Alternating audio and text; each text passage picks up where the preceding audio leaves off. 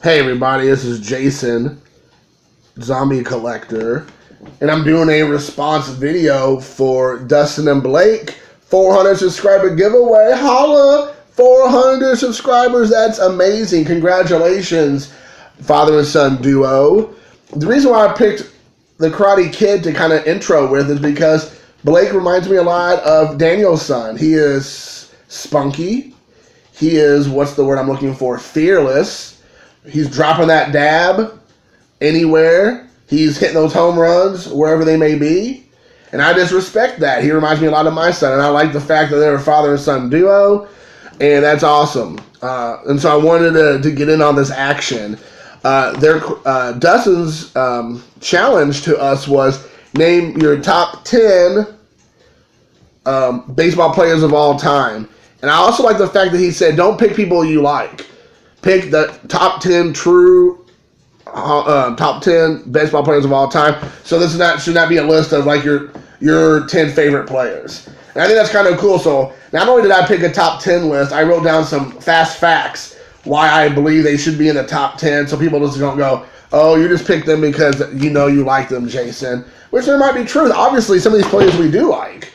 But here's some list. And this is not in any particular order.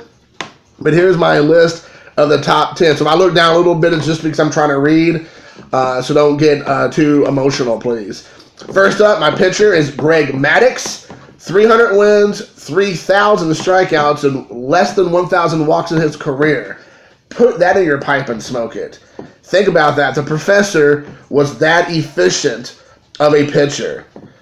I don't know why Greg Maddux doesn't get more love. Honestly, it's kind of shocking because everybody, when they think of pitchers, they think of Nolan Ryan, they think of Bob Gibson, and that's because they're like overpowering stuff, which is great. No shade being thrown here. But Greg Maddux, who was not an overpowering pitcher, but was just pure precision, the most precise pitcher probably ever. I'll say that 10 times fast. Pure, precise pitcher. Should get all the love in the world. So he's my number one for pitching. For third base, we got the human vacuum cleaner, Brooks Robinson from the Baltimore Orioles. 16 Gold Gloves in 16 consecutive seasons.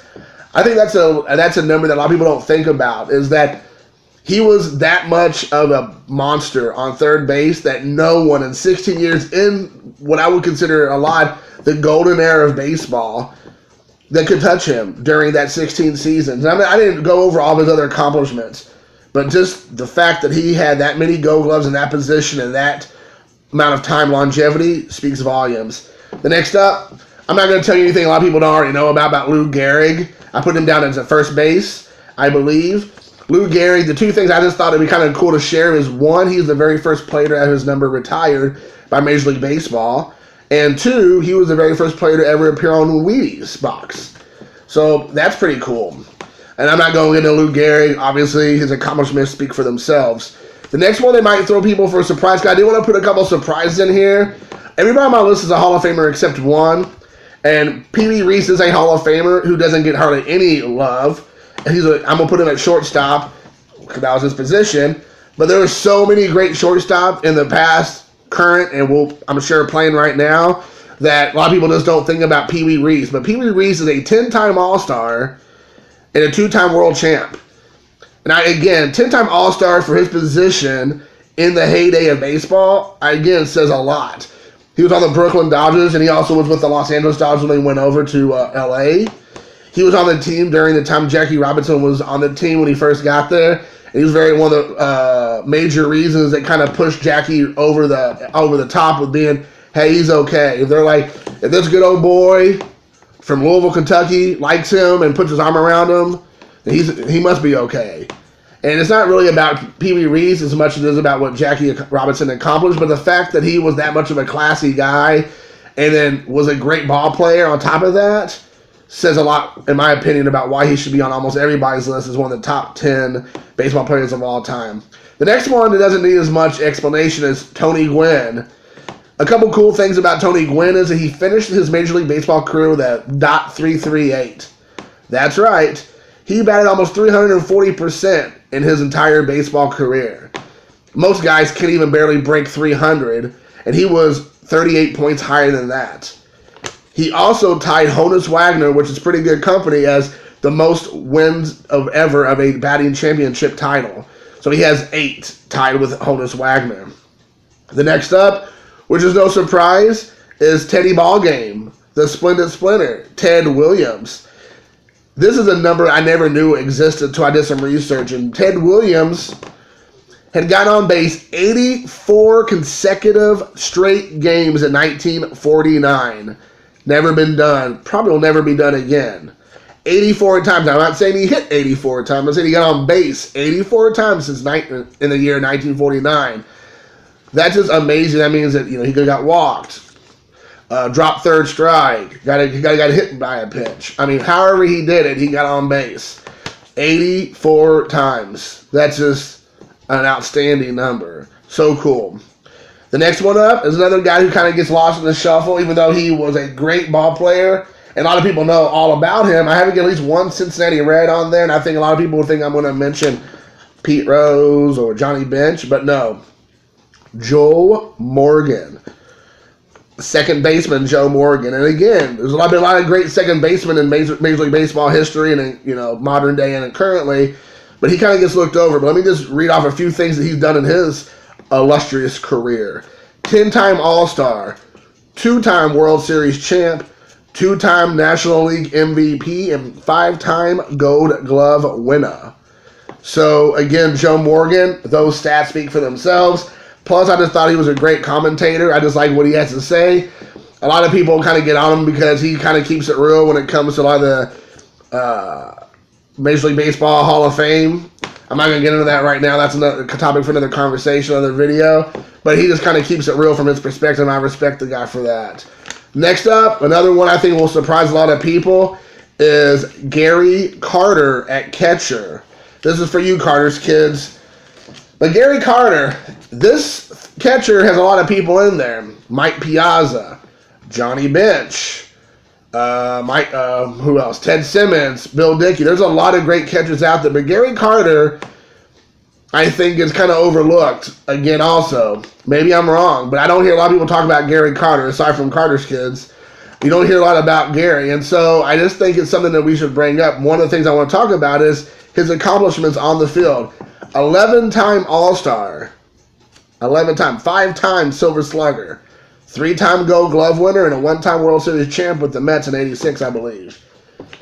And he did it with class, and he did it with style. I mean, he wasn't loud, he wasn't obnoxious back, especially during that time where it was all about me, look at what I'm doing. A lot of excess on the field when it comes to drug culture, which was illegal drugs, not the PEDs.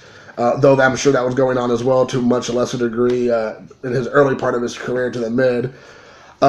It was just amazing. And I just thought it was super cool that Gary Carter had those stats. So as my catcher, he goes there. As my 9th addition as a 4th outfielder, I put Ricky Henderson. Now, he had a couple cool stats I just want to throw out there. Only player to steal over 100 bases in 3 seasons.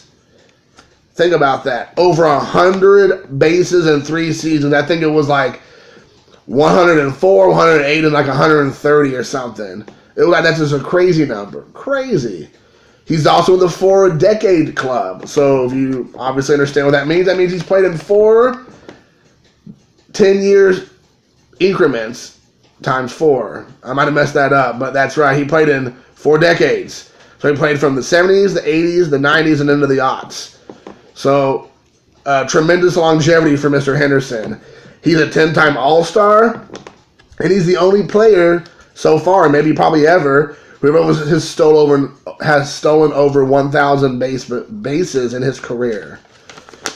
So that's that. And so last, but definitely not least,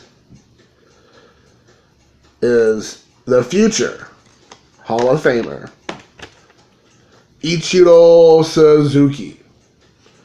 And I put him on the list as my number 1, not because I like him, it's because I truly believe he's done things that most, especially modern day players, could never even touch.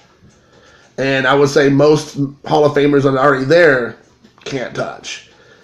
And we're only counting what he did in America, by the way. His Major League Baseball stats. I'm not including anything from Japan, so nobody can poo-poo on that.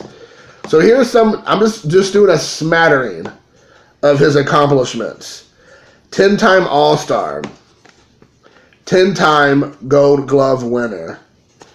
262 hits in one season, which is a Major League Baseball record, which probably will never be broken. They didn't think it was going to ever be broken, but I think George Sisler and Ichiro broke it. And he probably will be the only one who ever will break it. And no one will break his, I'm sure. 2-time American League American League batting champ. Think about that. A guy who's a slap ball hitter was a 2-time American League baseball champ in the American League. That says a lot. 10 seasons of over 200 hit baseball.